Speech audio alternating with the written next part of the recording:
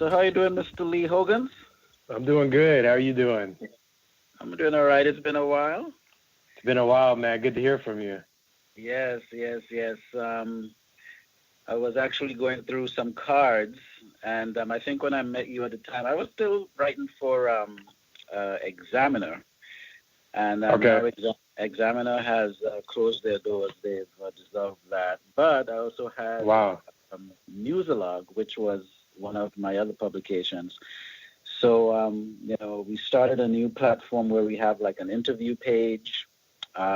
We interviewed Richard Elliott 3 weeks Nice. ago. Yeah. Then last week I interviewed Peter White. Nice. And I say, I need to get Lee Hogans up in here.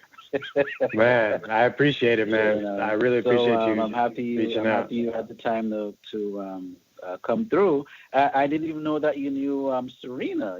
So when she called me, I was like, why you going? Then she said Lee Hogans. I'm like, what?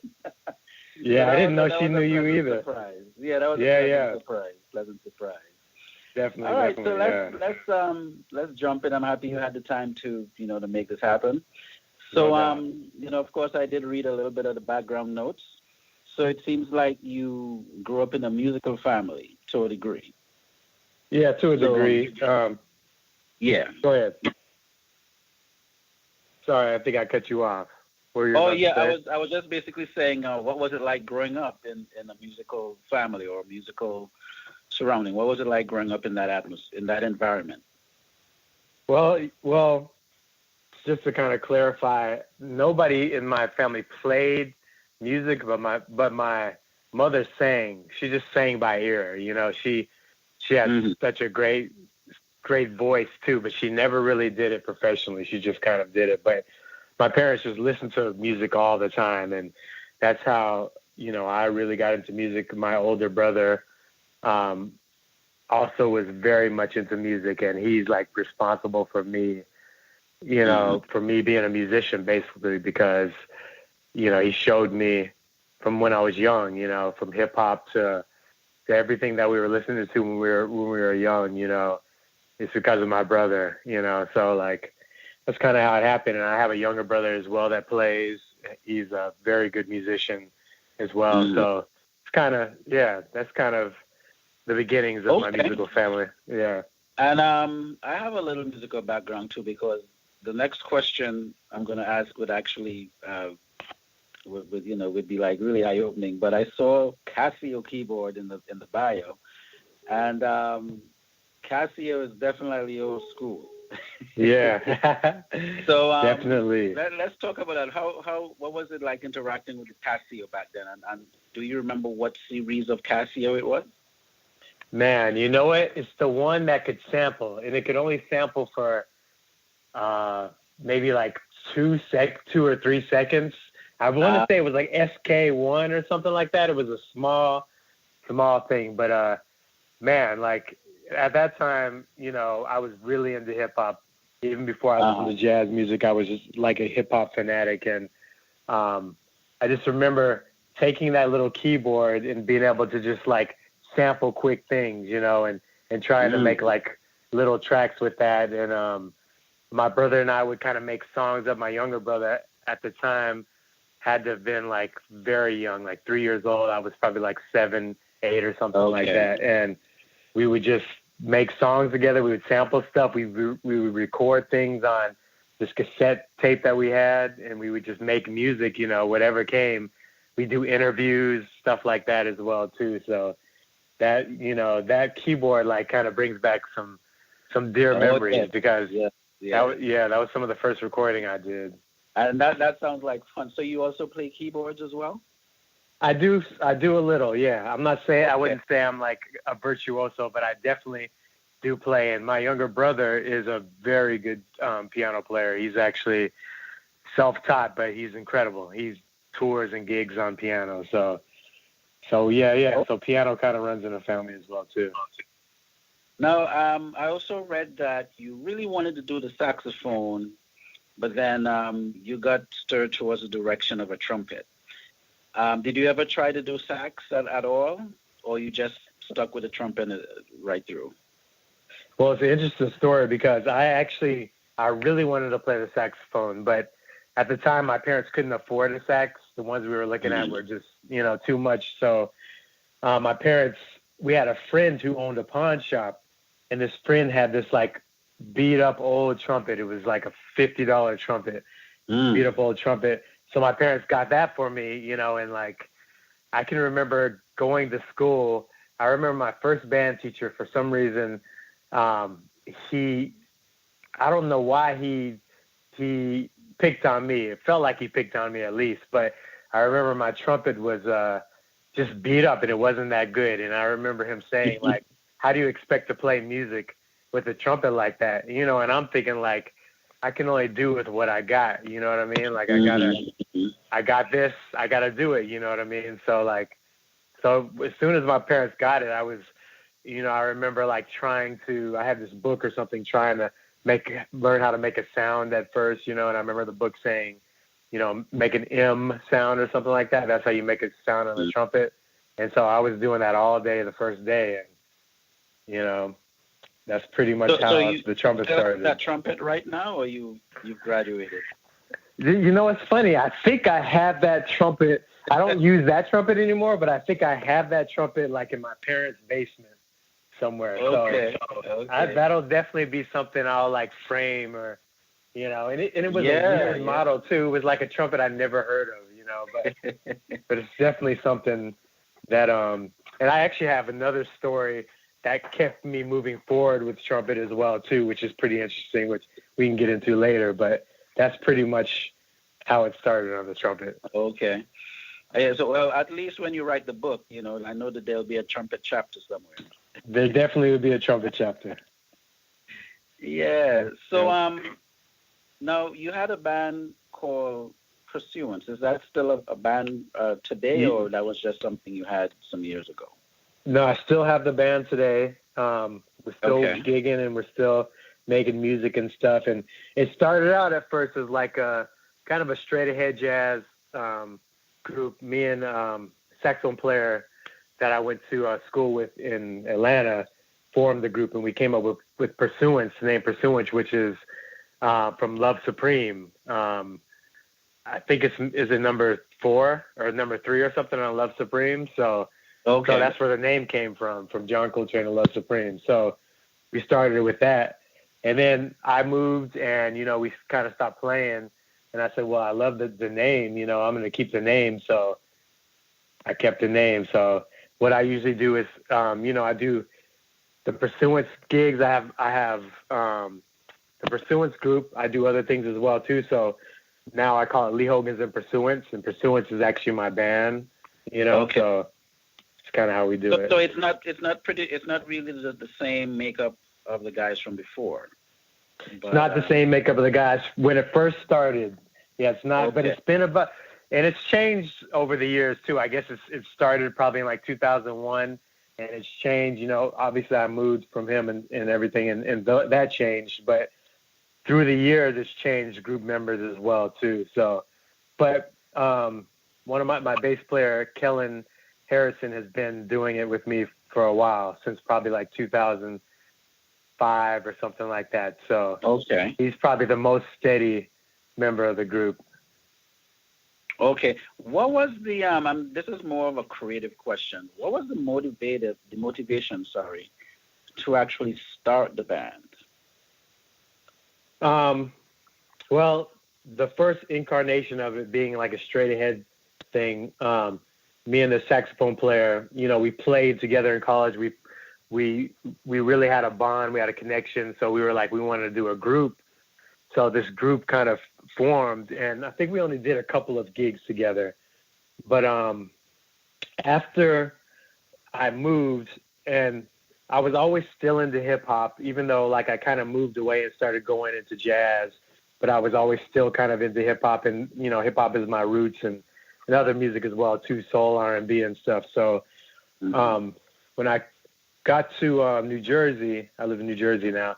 When I got to New Jersey, I kind of wanted to add those elements back in. When I was young, I was making pause tapes. I wanted to be a DJ. I never got to have turntables, but I used to make tapes. I used to sample and everything and stuff. So I was like, well, how can I add my love for hip hop, my love for soul and all that into my love for jazz as well too, my love for Charlie Parker, Dizzy Gillespie, all those. How can I do that? So that's when the second incarnation of Pursuance came, and I was like, hey, I want this to be more of a conglomeration of the music I love. It doesn't have to be like a straight ahead jazz, or it doesn't have to be a this and that. I want it to be just the elements of music that I love put together. So that's pretty much how it formed. Okay. And there were no hard feelings from the guys before, I hope. No hard feelings, because I had moved, so it was, it was understood, so that was fine, so no hard feelings. All right. Okay, so let me jump over to this other question here. So when you moved, when did you move to the New York area? But you're pretty much in New Jersey, but yeah, kind of like I moved in the New York area. So. Yep, moved to the New York area in 2001. I actually went to school at Rutgers University, so I moved. I got my master's at Rutgers University. So I and I wanted to be by New York, but I also was approached by one of the most amazing teachers I've been able to be associated with, and there's a long history with him as well. And my wife is a trumpet player; she studied with him as well too. And this teacher also taught Wynton Marsalis. He taught Terrence Blanchard. He taught a lot of well-known trumpet players. So when I got the opportunity to study with him at Rutgers University, I said, hey, I can kill two birds at one stone. I can study with this amazing teacher, and also I can live in close to New York, where I've always wanted to live. So that started in 2001. You said something interesting. Your wife plays trumpet too? My wife is a trumpet player as well, and we actually met through my teacher from Rutgers. And my wife is from Norway, so she moved from Norway to study with this guy, and I moved from Atlanta to study with the guy. We did it at different times, but I was still kind of taking lessons with him even after I graduated, and that's how I met her as well. So. Well, amen. Two horn players in the same house. That two horn players. Yeah, she's dope too. She's such a good trumpet player, and we both. The crazy thing is we're both good at certain things, so we complement each other with that. You know what I mean? So.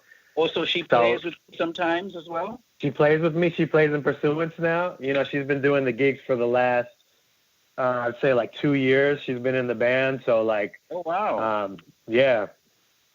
Okay. Yep. All right. I'll leave that alone. But that's good. You gotta come see us, man. It's great. That's a positive thing to hear. I like that. I like that. Yeah. She's such a good, and at first I was kind of like, how am I going to do two trumpets in a band, Mm-hmm. And man, every time we play together, the audience is just like, it's unbelievable to see two horns. Mm-hmm. They just love seeing two trumpet players play together.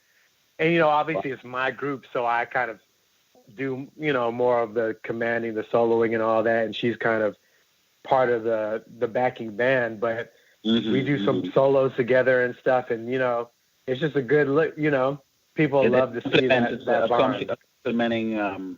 A complementing unit, so to say. Definitely. Yeah. So it turned out to be a good idea. Yes, it is.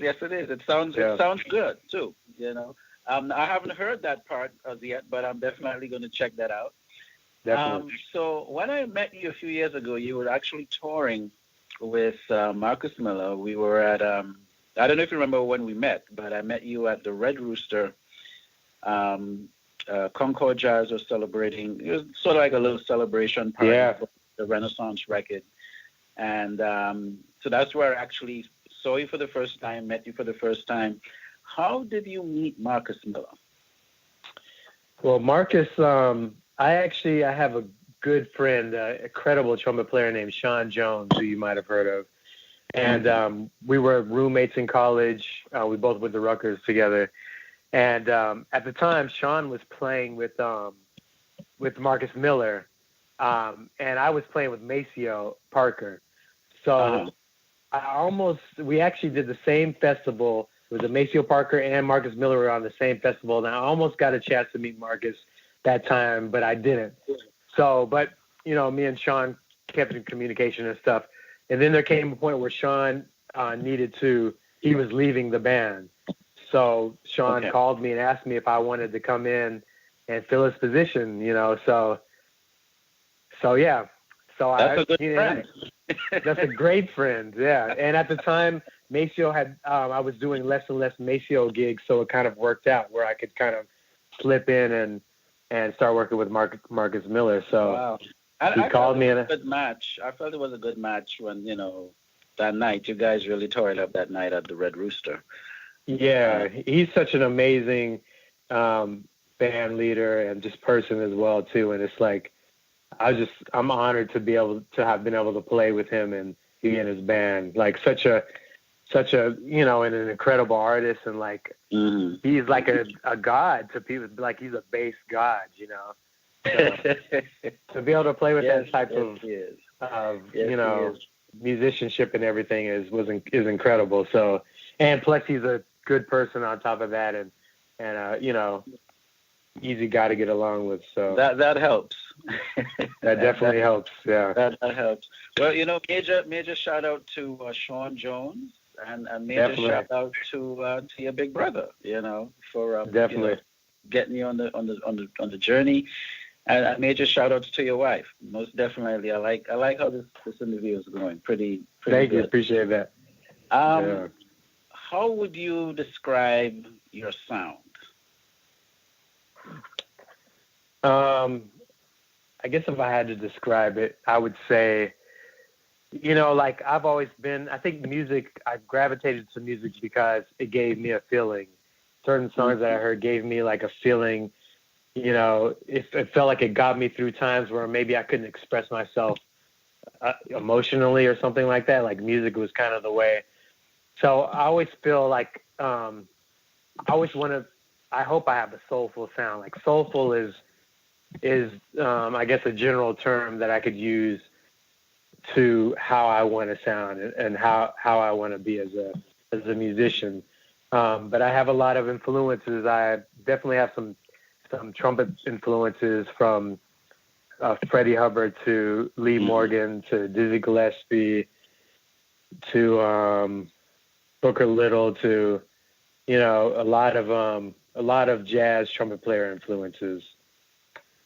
And then also, you know, I grew up on hip hop, and even when I kind of was really, really studying, and I'm always studying to be better in jazz and to be a jazz musician. But when I was really like first, delve into it, my older brother was still every week telling me about the new hip hop guys and stuff. So hip hop's always been, you know, like in my blood. So I definitely have a, you know, influence from Run DMC to Public Enemy to P-Rock to you know, so many producers, Gangstar, you know,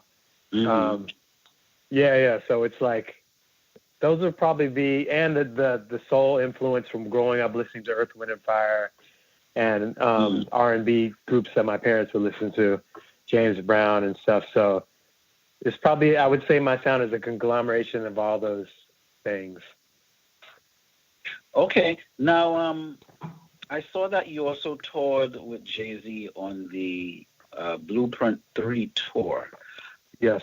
Now, just give me what that experience was like. I'm just trying to imagine you being a hip hop head, a jazz head. You get onto the tour with one of the top spitters in the world. What was that like? Definitely. Well, it was interesting, man. He was, as far as working with him, my impression of him was he's a quiet guy. I mean, obviously when he's on stage, he's not, but he's kind of a to himself guy.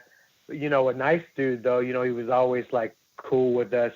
He wasn't, he wouldn't like really hang out with us that much. I'm sure he had like so much business he was doing, like after a concert, he would just get in his Suburban and leave, probably fly out somewhere or something like that, or he'd fly into rehearsals and leave. But one thing that like I learned from that dude was like, and it's on top of him being like one of the greatest rhymers. And, like I remember Jay-Z from back in the day, like Hawaiian Sophie, like when he first came out before like the Blueprint and all that, when he was spitting fast and stuff.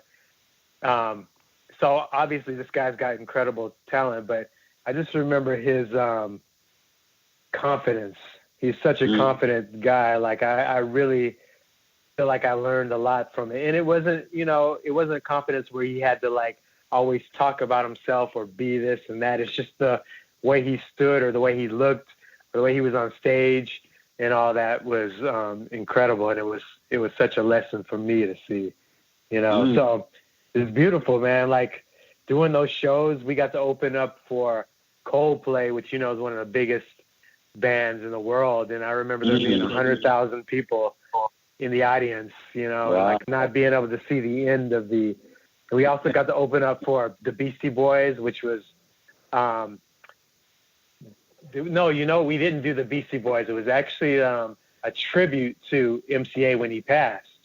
I can't remember if Ad Rock was there. I can't remember if they were there or not, but we did like a tribute, and I remember him doing a couple of Beastie Boy songs. I think he might have did No Sleep Till Brooklyn or something like that. So, that was cool being a part of that because, growing up and listening to the Beastie Boys, I still remember my License to Ill tape, so. I stretch mine too. Definitely. So let's jump back in. Now, you have two albums in the system. I don't know if it's two albums total that you've done. You may have one that's kind of like underground, but you have two official records. Yes. The Vibe Orientation and What We Play Is Live. Yes. What's I noticed in one of the albums you have longer hair. Yeah, I had locks at the time. I had dreadlocks at the time. Yes. But I do like, my question was actually about the second album. I was kind of amazed, like the cover, the artwork. It's sort of like we live in a time where the cover of an album may not necessarily be as important as it used to be back in the 80s or the 70s, and it seemed like you guys had a concept. What was the concept for this, the artwork for the What We Play Is Live record? Because I really like the cover. I like the cover and the concept. Well, talk about the concept of the cover. So basically, I love to surround my people with people. I love to surround myself with people that do amazing things. And a good friend of ours, her name is Sigrid Thorbjørnsen. She's Norwegian, is an incredible photographer, just like an amazing photographer. And she comes into New York occasionally, and she stays with us at least once a year. She's like kind of like my big sister, So she would come in, and just do photography for me. We've done probably like 5 photo shoots. So for that particular one, she wanted to do something in New York. She wanted to do, and I said, this is probably gonna be part of my next album. So she said, let's go to Chelsea. She had been like scoping out places, and she's like hustle photographer. She goes out with other photographers, and they go around everywhere and finding all these places, so she knew the right place to go. And she knew the concept behind what was going on, where the best places were. So for the cover, we went down to Chelsea. We took some photos, and she found the right places, and so we went through those and said like, hey, we love this one. The red, it comes out, it stands out. You know what I mean? And it's like, it's New York at the same time. It's hot and New York at the same time. Yeah. And what we did to build on that was we took a couple other pictures as well and put them, and then in the middle is dedicated to two people that my wife and I lost that were dear to us. I lost my mother-in-law, and I also lost my older brother I was talking about that got me into music. So what we did in the middle, we took pictures of them, like little pictures, and family and everything. What we play as life is about family as well. And we made a conglomeration, and people that we love that are still here, and people that passed away and stuff. And then kind of just secretly took all that. She did her Photoshop magic, and that's how she made the booklet. Yeah. Yeah. Sorry to hear about your older brother. I didn't know he. Of course I wouldn't. Yeah. Of course not. Yeah. I appreciate that. Yeah. Yeah. Condolences. That's why. Yeah, and the album is dedicated. I wanted to dedicate it to him and to my mother-in-law as well too. What we play is life. And I definitely went through some life situations while doing that album. So I think the title is fitting. Okay. Yeah. So do you have any new projects slated to be released? I'm working on something now. I'm working on different ideas. I don't have the exact concept yet, but I'm going to start getting into the studio soon and working on some stuff.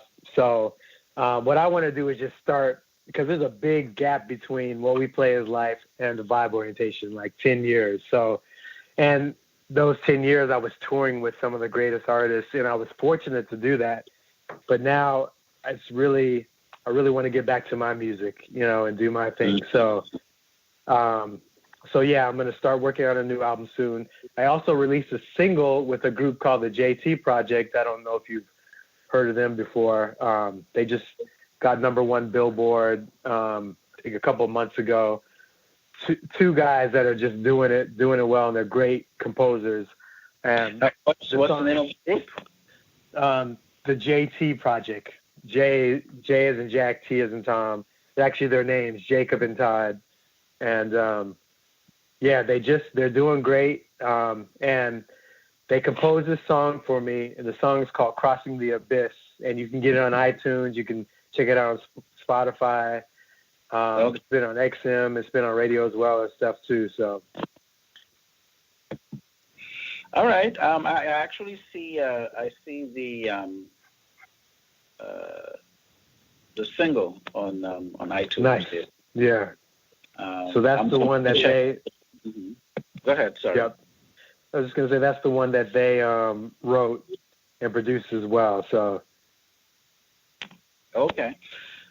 So, are you're pretty much an indie artist right now? Yeah, I'm signed to a Japanese label, so I do have. What we play as life was released on a record label in Japan. And Japan is its own territory. So, but besides the Japan territory, I'm an indie artist right now. So I'm doing it on my own, independent. Yep. So that's where it is. The reason why I asked is because I have I would say a reasonably sized indie audience, so to speak. I do have some people that they get into the majors, but I like to get a little insight from like you're an indie artist. What is it like? What is it like being an indie artist in terms of having to get your music together, put it out, market it, then start touring to get it to move. What is it like for you as an indie artist? And what advice, that's the first part of the question, and what advice would you have, a little nugget that you can give aspiring artists today? Okay. Well, I'll say, like being an indie artist is not easy. And, I'm still kind of fresh, even though I've been doing it for a while, but, as far as really just hustling my own music, still a little fresh. But what I'll say is that, we live in a day and age now where you can do everything yourself. And, I was fortunate to play with Prince for years, and Prince was able to get off Warner Brothers for a minute and do his own thing and do amazing with it. But, Prince had also been on a record label for a long time and was also very famous when he did it. And I think, one thing that's beautiful about it is that you have people and you have to, in the music industry, you have to make relationships, in order for things to work. And I think as an indie artist, when you don't have the label that's doing the marketing and everything for you, you have to be very reliant on friends and people around you that are doing it. And, you just got to help. We got to help each other out, which is a good thing. You know what I mean? But it takes a little more work and dedication as well. And if a label has money, obviously, they're getting recouped. And maybe you're not making as much money because you have to recoup the label, but a lot of times they have the resources and everything. So I think indie is great, but it's just maybe it takes a little more time and it takes a little more hustle. And one big lesson I've learned is like you have to make connections, and you have to not just to make it, but also make connections just because you want to get to know people and everything, and you want to help other people out as well. But it's definitely about making connections. And a big lesson that I've learned that I could tell other musicians is let go of the control sometimes. Because I'm a controlling guy, I like things to be a certain way, this way and that way. And I've learned my lesson, there's people that are great at what they do, and learning to trust them, learning to let the control go, learning to let people help you, and learning not to always have it your way, is a good lesson for me, and I think for other musicians as well. Okay. All right. Well, that's definitely some good advice there, from the heart, which is always good. Is there anything that you may have wanted to discuss that I didn't ask in the interview? No, I think I appreciate the time and the opportunity. I appreciate you, getting in touch with me and doing this. And I look forward to reading the interview. Okay. Well, I thank you for your time, and this was definitely a cool interview. It's good to reconnect with you after all this time, and definitely keep us posted on your on progress when you have the new things coming out. And best regards to the band and to your wife. Definitely. I really appreciate you, Sam, and best regards to you as well. Thank you. All right. So, all right. Take care. Take care.